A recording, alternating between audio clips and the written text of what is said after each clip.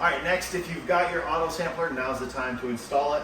So what we're gonna do is we're gonna take this, we're gonna set it right on top here.